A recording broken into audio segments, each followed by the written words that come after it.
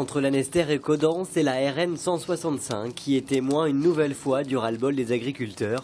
Pneus, palettes et foins se sont embrasés toute la matinée, bloquant ainsi la circulation dans les deux sens et provoquant de nombreux bouchons autour de Lorient.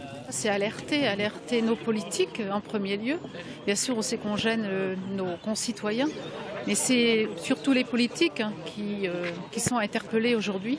C'est eux qu'on voudrait les voir venir à notre rencontre, notamment M. Le Drian. C'est pour ça ici qu'on est à Lorient. C'est lui le président du conseil de région. On aimerait que M. Le Foll ou M. Valls se déplacent. Voilà, on voudrait au moins avoir peut-être aussi les députés. Des personnalités politiques qui restent discrètes sur ces opérations depuis la semaine dernière. Pourtant, les agriculteurs rencontrés ce matin nous parlent de distorsion de concurrence, d'un marché ouvert à tous qui handicape les producteurs français.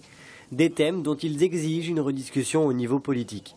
On veut un étiquetage, on veut aussi demander une meilleure répartition des marges du producteur jusqu'au consommateur, en passant par le distributeur et par nos transformateurs, et on veut l'aide des politiques pour ça. Tout le monde est dans le même bateau aujourd'hui, tous les marchés sont engorgés, et voilà, le moral est au plus bas dans toutes les exploitations. Depuis cet été, la question du prix d'achat du produit était déjà au cœur des rassemblements.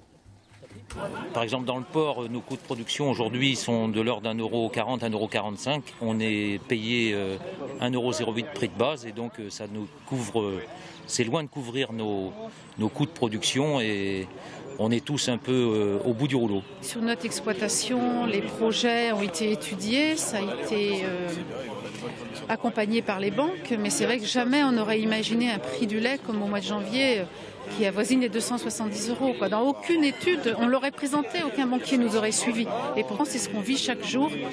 Et là, on peut plus, on ne tiendra pas. On ne parle même pas de rémunération, on parle que du coût de revient. Après, c'est vrai que d'une exploitation à l'autre, c'est différent, suivant si on est jeune installé, si on a beaucoup à amortir ou pas. Les forces de l'ordre ont échangé à plusieurs reprises avec les manifestants pour convenir d'une évacuation à 14 h. Les agriculteurs prévoyaient ensuite d'aller vers Quimperlé, puis du côté d'Orée, pour installer de nouveaux blocus. De toute façon, on ne lâchera pas. On ne veut pas lâcher parce que, quelque part, c'est la manif de la dernière chance.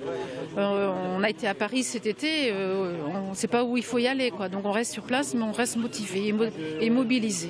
En milieu de matinée se tenait également un conseil des différentes FDSEA bretonnes à Rennes pour décider de la suite de cette mobilisation.